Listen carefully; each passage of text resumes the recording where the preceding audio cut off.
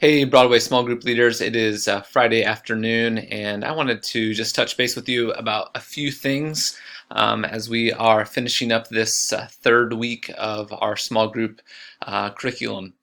First of all, I just want to say thank you again for your commitment and the time and effort and energy that you're putting into this. We are thrilled about how things have started this year.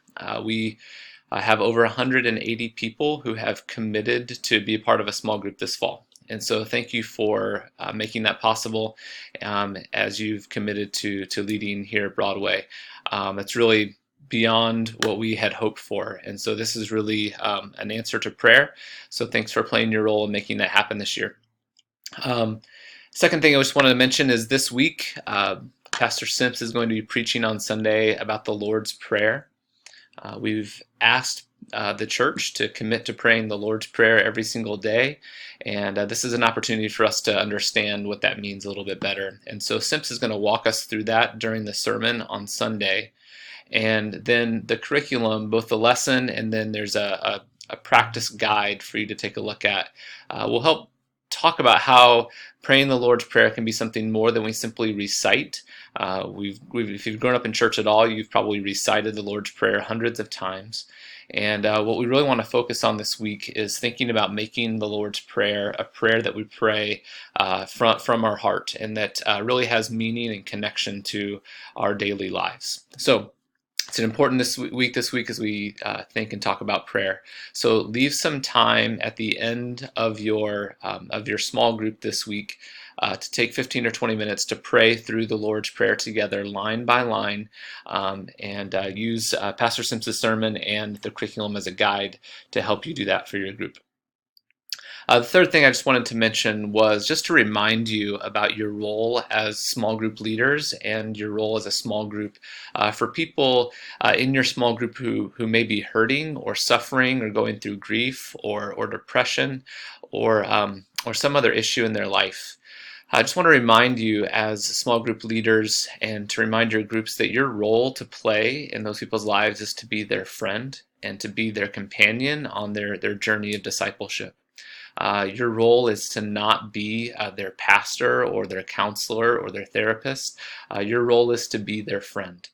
And so if there's a person in your group where it just is becoming very challenging for you and for your group because of their struggles, please know that we'd like for you to please come and speak with myself or Amanda or Simps about that so that we can come in and play a role of support for you and for that person. And so just want to remind you that your small group is a place of support and encouragement for people who are struggling, and that you have an important role to play there, really on the front lines of that person's life, maybe the only community that that person really has.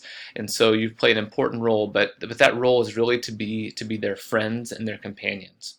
And so if you feel like you are beyond your capacity to serve that person well, or your small group is being overwhelmed by some of their needs, please know that we would like to talk with you about that at staff here at Broadway and talk about how we can support you, support your small group, and in particular provide support and the help that that person needs.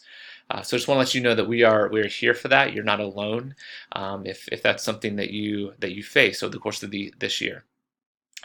So one of the great things about small groups and one of the challenging things about small groups is that we do bump up against people's struggles and their trials, and those are opportunities for us to pray and to support them.